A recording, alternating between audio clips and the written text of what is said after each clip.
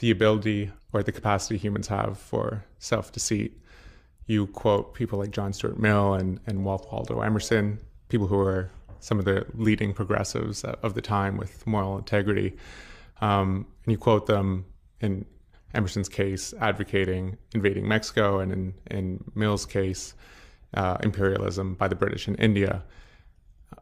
I wanted to know, like, I mean, it's natural that we look to people to emulate and to look as people with moral integrity. Do you remember when you first started reading these philosophers and uncovering some of their less altruistic sides?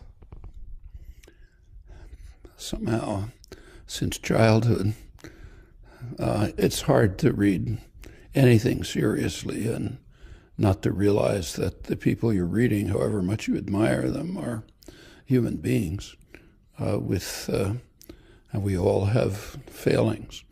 And the failings often derive from just general assumptions of the time that people can't extricate themselves from.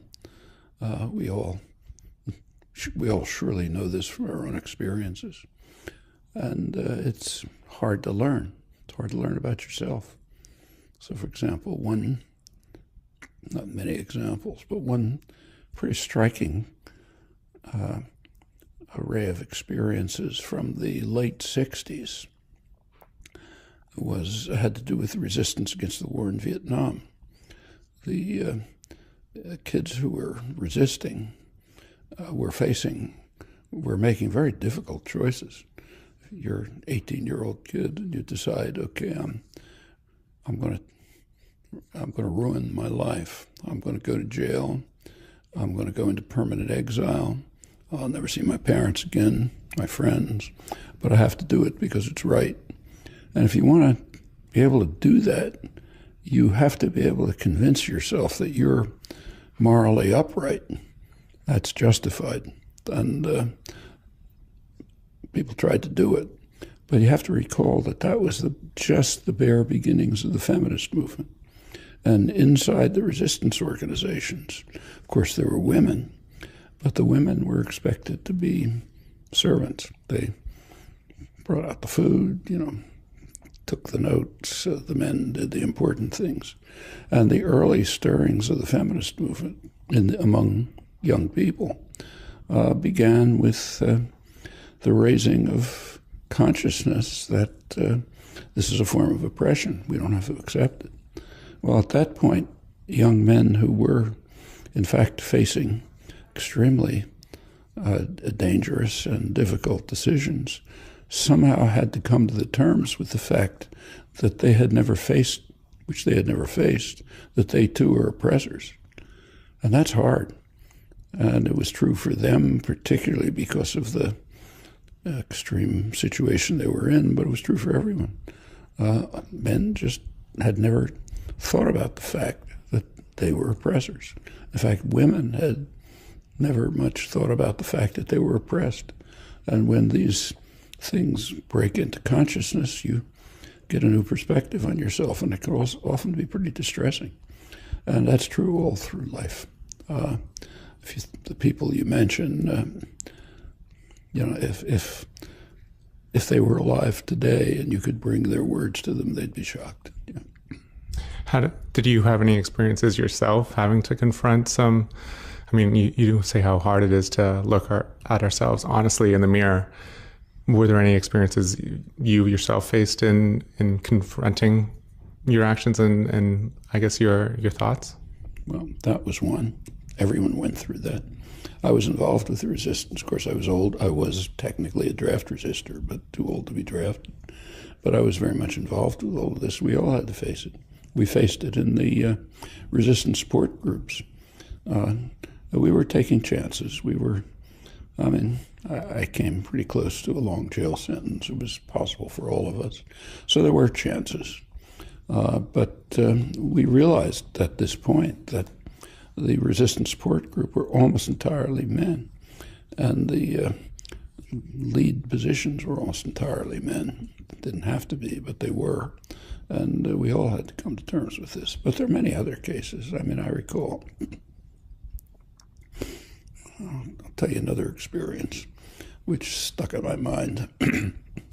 Back in the early 60s, I went to a civil rights demonstration down in the South, Jackson, Mississippi. It was pretty brutal.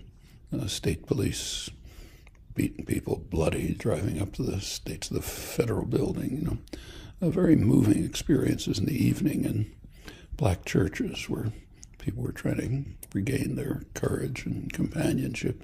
Altogether, an extremely moving experience. A couple of weeks later, I was teaching summer school in Indiana, it was, and I was walking across, nice campus, summer, everybody cheerful. I was walking across campus and ran into a kid who I'd met down in the demonstration. And we talked a little, and we just walked across the campus together and quietly. And all of a sudden he turned to me and he said, talking to the others, pointing at other students around, he said, "How can they be so interested in phonemes?"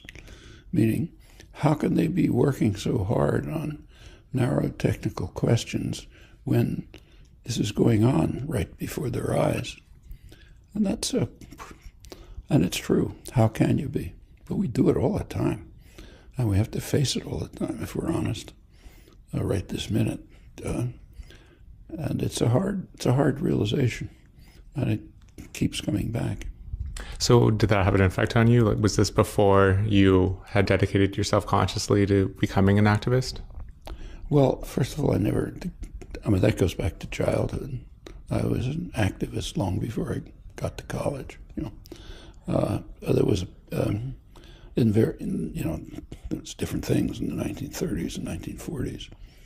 During the 50s, I kind of dropped out for a while. I was at college. I was married, had kids, family, got a job, which I never expected to get. And it was a pretty passive period. Nothing much was going on. Things should have been going on. There were a lot of awful things happening, but nobody much was paying attention to them. Even South Vietnam. The time to get involved in active protest against the war in Vietnam would have been maybe early 50s, not early 60s. That was much too late. By then, maybe 80,000 people had been killed, all kind of atrocities and so on. But in the early 60s, I came back into it again, mostly with the anti-war movement, partly civil rights, later other things. So it was revival, not beginning. And when I got back into it, I did think about it. I knew enough from experience to know this is not the kind of thing you can put one foot in and then walk away. If you get involved, it's going to get deeper and more compelling. It'll draw you away. And a lot of things in my life then, which I liked my work. I liked teaching here. I had a family, little kids. Everything looked nice. But I said, well, you have to make a choice, because once you get into this, it's going to drag you farther and farther, which is true. It does. One of the things that personally is an example of that is, I can watch talks or watch documentaries and think about things like global warming and all these big issues confronting our times, and then sort of bracket it to one side of my mind and then continue moving on, because it's I think that's what stops a lot of us from getting involved, because the implications would be that we would have to drop everything if these things really were as dire as partly. But of course, even the most dedicated people have to do that. I'll tell you another anecdote which reminds. This is from India. I was in India. I don't know if you've been there, but it's just a dramatic experience. There's a lot of wealth, a lot of vitality, a lot of excitement, and miserable poverty, which you just can't miss. It's all around you. One time, a couple of years ago, I happened to be there, and I was driving in New Delhi to a demonstration where I was going to give a talk, and another person was in the car with me, a woman who was also going to give a talk there. She's a woman who had taught in the university. She had a university position, but she left and in order to go live in a poor village in one of the poorest areas, Rajasthan, where she lived in a hut and what we would call indescribable conditions, working mainly on women's issues. And I think she'd been there about 17 years by then. So a really dedicated person, thrown her life into it. I noticed as we were driving through this, when you drive through a city, as soon as the car stops, there's a horde of miserable people who come asking for a rupee, a penny, showing a gypsy woman with a starving child, every horror you can think of. And she told me right away, don't give anyone anything, because once you do, you can't make any dent anyway, and once you do, it just you get them out. But as we drove, I noticed that she wasn't looking out the window. And I asked her, how do you live with all this? And she said, the only way you live is not looking. You can't look and survive. So you have to somehow wall yourself off just in order to keep going. And this is a person who had dedicated her life at a level that you almost never see. But she's right. We all have to do it. You can't survive otherwise. But it's easy the bracketing, so it's necessary in some sense, but it's very easy to overdo it, like take global warming, which you mentioned. I mean, that's a really dire catastrophe. Canada right now is on the verge of destroying civilization. It's almost literally true. If Canada proceeds with tar sand development in Alberta, the effects could be really dire. If Obama approves the XL pipeline, which will then accelerate the tar sands development, and that continues, the effects on human life could be really severe. How much is being done about it? Well, you can tell me. And this is not small. It's not like stopping a war across the ocean is very important, but destroying human civilization is more important. And the choices are right before us. And you know very well how people are dealing with it, all of us. And for Canada, it's particularly important. One thing you point out is that after talks dealing with activists in developed nations like Canada and the US, you often get the question, well, what can I do?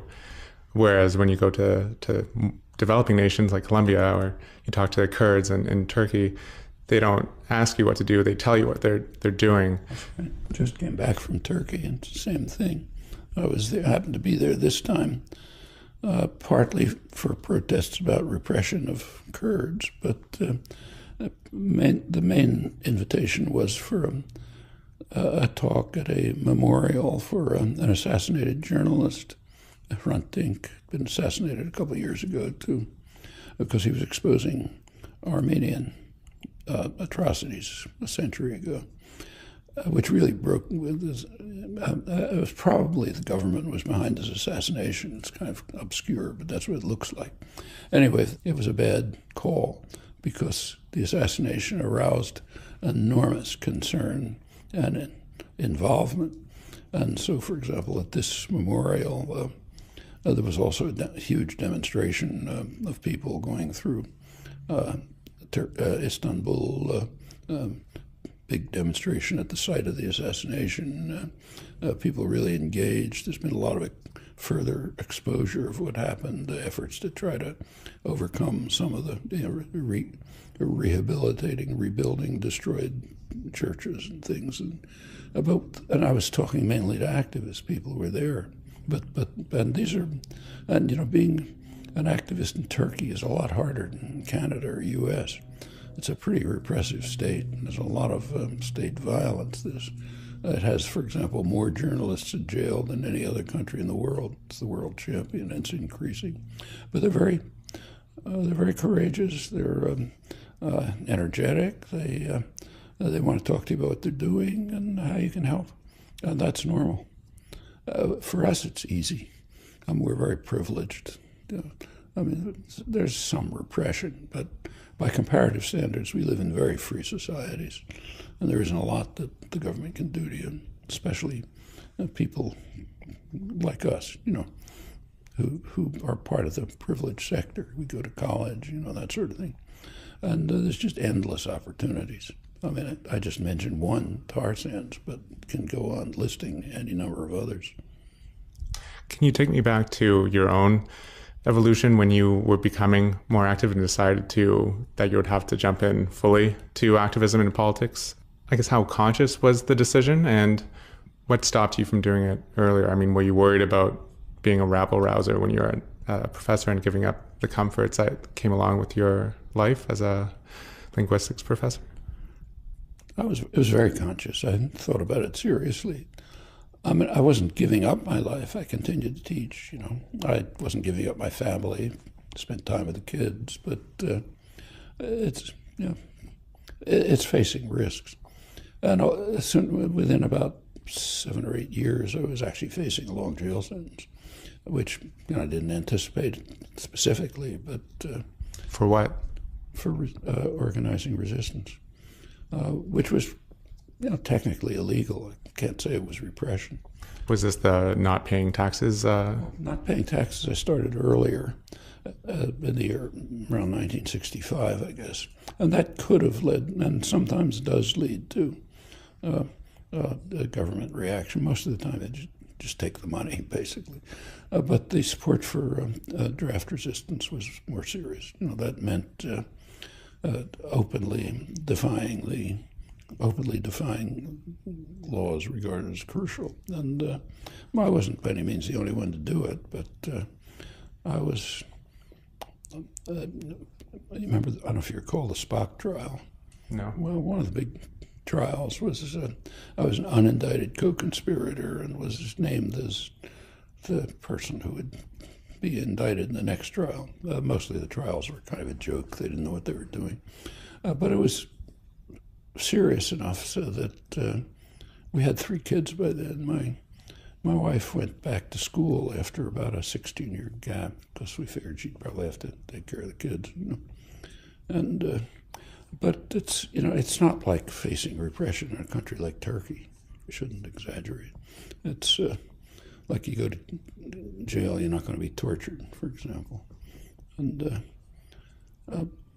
at first, the early stages, there was really not much to do. Support for the war was just overwhelming. I mean, the first talks I gave were literally in people's living rooms or in a church with 4 people or something. In fact, the first efforts to have demonstrations, public demonstrations here in Boston, which is a pretty liberal city, were just smashed by counter-demonstrators. There was a place in Boston for demonstrations, the Boston Common, traditional place for public speaking. It was kind of like Hyde Park in London, that sort of thing. And our first public demonstration there we planned for, actually it was October '65. It's about 4 years after the war started. South Vietnam was already half destroyed. But it was broken up violently with the strong support of the liberal press, supporting the smashing up of the demonstration. A couple of years later, and it continued like that, but a couple of years later, it developed into a mass movement.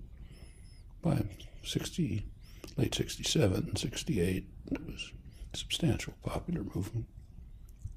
What was the reaction of your fellow colleagues at MIT and professors? I mean, you're right that there isn't many risks that go along with becoming involved with politics and activism here in America and Canada, but it seems that, as you point out, the higher, more prestige and more recognition you've gotten from the system, because you have something to lose and just a sense of respect from your colleagues, it seems almost harder to give that up. There was plenty of support. I mean, not a small minority of the faculty were also seriously involved. In fact, oddly enough, the lab where the department was, electronics lab, was 100% supported by the 3 armed services. That was the main academic centers of anti-war resistance. Practically the whole faculty was either involved or sympathetic. Student body too, and others around the college. So it wasn't, not everyone participated directly, but there was a fair amount of sympathy. A lot of antagonism, but okay, live with that. So you didn't suddenly lose respect of your colleagues or anything like that? Many, yeah. Many because they just don't see why you're wasting time like this. It's different in different countries. I remember kind of one country that's kind of interesting is Japan. I've gone there fairly regularly since the early 60s. And there there was an activist, fairly militant group, but it just wasn't the kind of thing to do, like at the universities. You didn't do things like that. I remember Japan was one of the few countries I went to till recently where I wasn't asked to give political talks. I was asked to give technical talks on radio, newspapers, general audiences, and so on, which was okay. And I was occasionally asked to give a talk, but it was usually by expatriates from Australia or somewhere. And I remember one talk I gave to, this must have been the mid-'80s, probably about Central America, or something like that, was a couple of Japanese professors came, and they came mainly because they were curious as to why I was spending time on things like massacres and torture and terror when I could have been writing a technical paper on some problems that came up in footnote 4 of the latest. That's the inverse of this young guy I mentioned to you at the summer school in the early 60s. And that's a pretty standard attitude. Quite apart from not liking what you're doing, because people tend more or less reflexively to support the crimes of their own state. That's why they're mostly unknown. So, for example, they're literally unknown. There's very rarely a poll asking people to assess, say, the number of people killed in Iraq or Vietnam or something. But when the polls are taken, the results are utterly shocking. A tiny fraction of the reality, because people just have no sense of it. It's just too easy to protect yourself from. You don't want to know things like that. You might know about a particular atrocity that makes the news, Bilai, Abu Ghraib, but not that these things are just footnotes to much worse atrocities. What sort of advice would you give to someone just trying to grapple with how the world really works and how power works when faced with the fact that, the New York Times doesn't necessarily talk about the crimes of the West, whereas all the crimes of who knows who, Cuba or things like that, get a lot of play. How do you start digging? I don't know if you can see a painting that's half hidden back there, but if you look at the painting afterwards, you'll see it's a painting of that shows, it depicts Archbishop Romero, who was assassinated while reading Mass, the angel of death hovering over him, 6 murdered Jesuit priests, leading Latin American intellectuals, their housewife and their daughter. Very graphic, I'll show it to you later. If anything like this was 1989. It was the end. It sort of almost brought to an end a bitter, violent U.S. war against the church in Latin America, and that's not an exaggeration. It started with Vatican II. Pope Ratzinger, who just retired today, yesterday he announced his resign. He was fighting the war from the Vatican side. He was the enforcer for the Vatican. But the U.S. Army was doing it on the American side, and they're proud of it. So if you read the talking points for the School of the Americas, which trains Latin American officers, they announce that they're with pride that the U.S. Army helped defeat liberation theology. Liberation theology was a movement which really took off in 1962 when Pope John the 23rd, Vatican II, tried to transform the church back to what it had been before it was taken over by the Roman Empire in the 4th century, the church of the persecuted, not the persecutors. And that had a big effect in Latin America.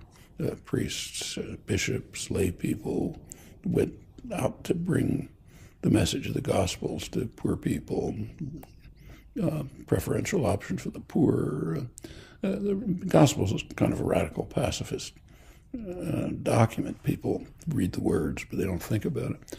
And that set off the Vatican repression and the much more violent U.S. repression, culminating pretty much in that. Almost unknown. If anything remotely like that had been going on, say, in Eastern Europe, then not only would everyone know about it, we could have had nuclear war. But when it's going on under our eyes and we're doing it, you don't see it. I presume it's barely known in Canada. But on the anniversaries of, say, the assassination of the Archbishop or the Jesuit intellectuals, there'll be a commemoration in Boston, but usually in a church in a poor neighborhood, not in Harvard Square, you know. So how do we, besides just, I mean, when there's so little information out there about the crimes that we do? Of information. We can get the information. But it's alternative, I guess. You have to work. It's not going to be in the headlines. Like the headlines about the Pope today and the articles, they may be a word about how he was opposed to liberation theology, but you're not going to find anything about what I just described. But the information's there. People write about it. The original documents are there. We can claim that it's work to get information, but not that we can't get it. But until it occurs to you that there is a difference. It has to occur to you. It has to occur to you that there's a problem. Otherwise, you don't look. And most of the time, it's easier just to assume everything's okay. The same is true on, even things like the fate of the species. Let's go back to the tar sands again. There are, really major issues are at stake, like the fate of the human species. But it's much easier to pretend I don't know anything about it. I find myself avoiding the articles in the paper. Yeah, it's painful to know, and if you know, it's a little bit like this Indian woman looking out the window. If you look out the window, you've got to do something about it, and that's hard. I know you don't dwell on spiritual or psychological explanations of how power works and why we do what we do, but it seems that the root of what you're talking about in many ways is first a need to let go of our attachment to both our ego and I guess our attachment to our pride of state or pride of group. Could you talk about that? I don't think there's anything profound to say. I think it's pretty clear what it is. We all have, some of us really suffer, but not you and me and the people we know. We have fairly decent lives. We do a lot of things we like to do, and a lot of rewards in it, and so on. Work we like, people we like, and so on. And it's just easier not to face the kinds of realities which would lead us to giving it up, even in part. So you close the window. We do it all the time. And as I say, at some level, you couldn't survive if you didn't do it. Like the woman in the car in New Delhi. She does it. I respect that. She has to. Otherwise, there'd be no way for her to survive. But for most of us, we close the window much too early. And we're like these people that young man in Indiana was referring to, rather work on a technical problem. One thing that you always talk about or point out when people ask certain questions about, ask your advice on how to do this or how to best achieve change, is that there's no magical answer. There's no easy solution. People want the quick fix, but what it really takes is years of boring work and dedication to organizing and protest and education and things like that, things that aren't necessarily sexy or exciting. They're not only not, well, they can be exciting, but the point is they're not going to give instant gratification. You can make efforts. Sometimes they'll succeed partially. There'll be a reaction. You'll lose, and you go on. I mean, take what's happening right now in, say, Egypt and Tunisia. Those two uprisings were extremely important historical events. I mean, there have been major achievements. On the other hand, there have been huge failures, and they're now at a stage where it might all collapse. It's chaos in the streets in both Cairo and Tunis. Nobody knows where it's going. Nobody can even think of a simple solution. It seems essential that we deal with sort of the uncertainty that we don't know if our efforts are going to be successful or not, and we don't know what's going to actually work. The only thing we know with a lot of confidence is if we don't do anything, things will get worse. And is that what keeps you going, I guess, just knowing that things can change, but you don't know when or how? Yeah, you never know when or how. I mean, take, say, the Occupy movement. I mean, if I'd been asked 1 week a day before the Zuccotti Park encampment, I'd have said it's a waste of time because it couldn't possibly work. I was totally wrong. It sparked a mass popular movement. You could say the same about Tahrir Square. You go back to 1960. A couple of kids and students, black students in Greensboro, North Carolina, decided to sit in a lunch counter. Well, of course, they were arrested, brutalized, sent off. Could have been the end of it. But it turned out others came. And pretty soon you had people riding freedom buses. Pretty soon you had mass marches. You had demonstrations. Ultimately, there were achievements. Achievements are limited. So there were achievements. I mean, it was undoubtedly the civil rights struggle had major lasting achievements. On the other hand, if you take a look at the African American population in the United States, they're about as bad off as they were then. And then to just end off, I mean, you're in your 80s and you maintain a schedule that would tire most 30-year-olds. You're constantly answering emails, you're flying across the world, you're giving interviews.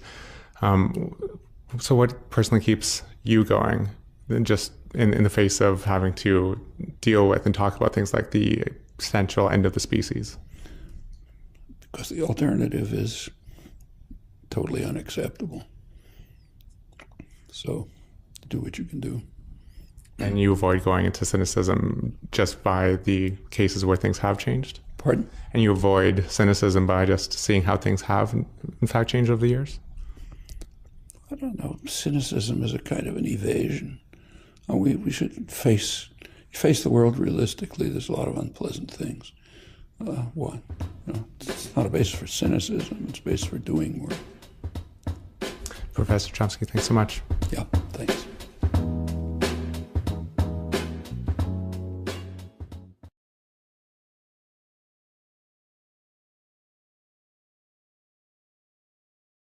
Invitarles con mucho respeto a quienes no hayan podido leer este libro a que lo leamos. Noam Chomsky, uno de los más prestigiosos intelectuales de esta América y del mundo. Chomsky, uno de sus más recientes trabajos, Hegemonía o Supervivencia.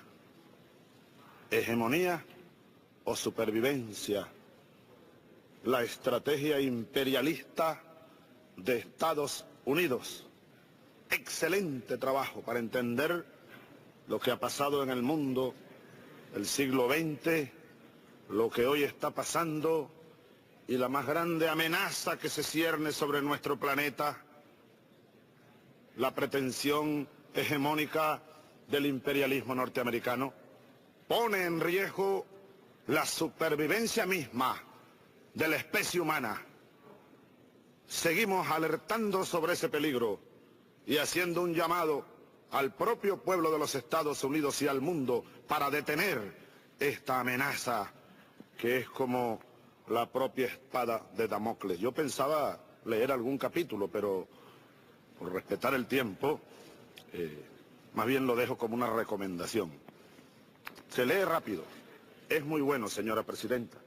Seguramente usted lo conoce. Está publicado en inglés, en alemán, en ruso, en árabe. Seguramente. Miren, yo creo que los primeros ciudadanos que deberían leer este libro son los ciudadanos, hermanos y hermanas de los Estados Unidos. Porque la amenaza la tienen en su propia casa. El diablo está en casa, pues.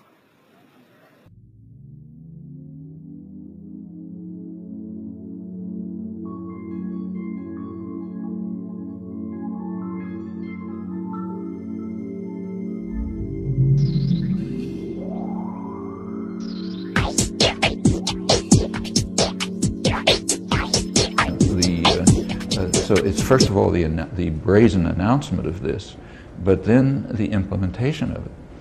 I mean, there were a number of reasons for invading Iraq, but one reason, it was widely recognized, I think correctly, that one reason was just to illustrate that when we say we are going to attack anyone we want without a pretext, we'll do it.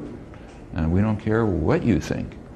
So it was, you recall that right after the strategy was announced, the Bush administration, including Colin Powell, the so-called moderate, informed the Security Council very clearly that you can, as they put it, be relevant and endorse what we're going to do anyway.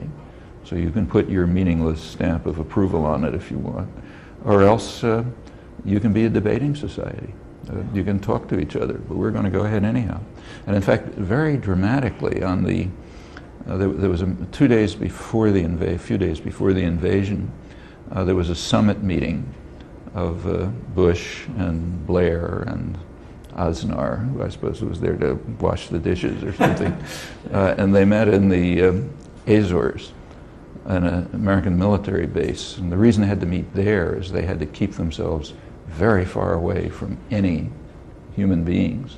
It's like the World Trade Organization meeting in Doha, you know. So they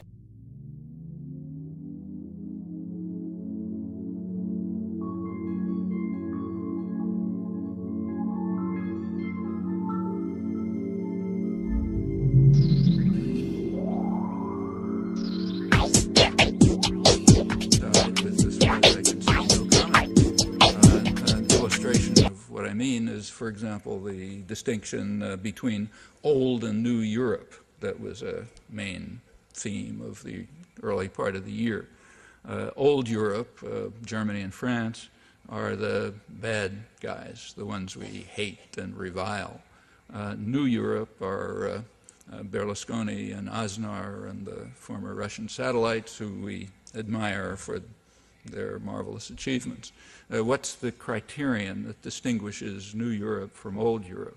Well, it was absolutely clear and definitive. Old Europe, the bad people, were the countries where the governments took the same position as the overwhelming majority of their population. New Europe were the countries where the governments overruled an even larger proportion of their population. The criterion was absolutely explicit. You couldn't say more dramatically, I hate and despise democracy. Maybe the most extreme.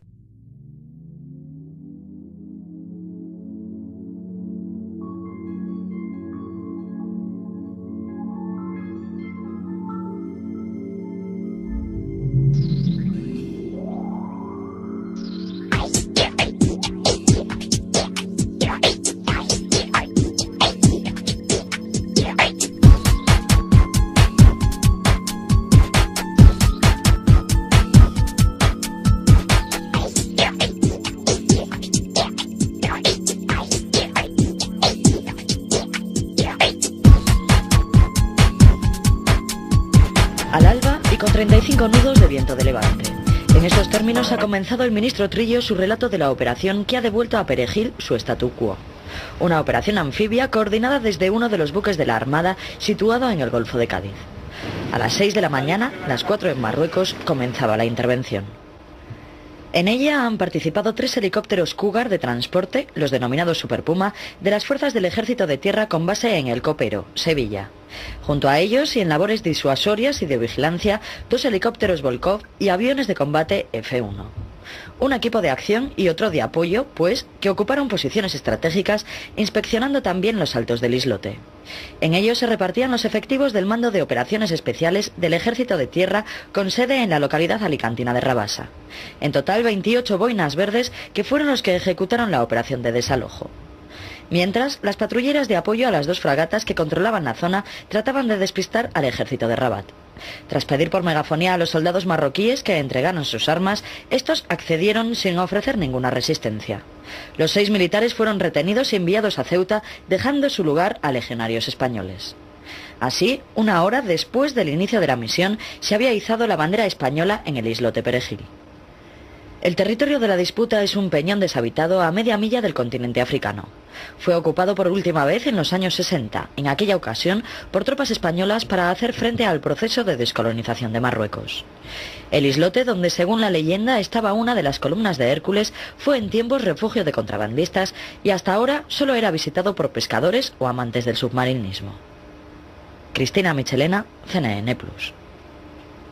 Really large-scale anarchist revolution, or largely anarchist revolution. In fact, the best example, to my knowledge, is the Spanish Revolution in 1936.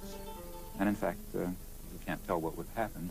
That anarchist revolution was simply destroyed by force, but during the period in which it was alive, I think it was inspiring testimony to the ability of poor working people to organize, manage their affairs extremely successfully without coercion and control.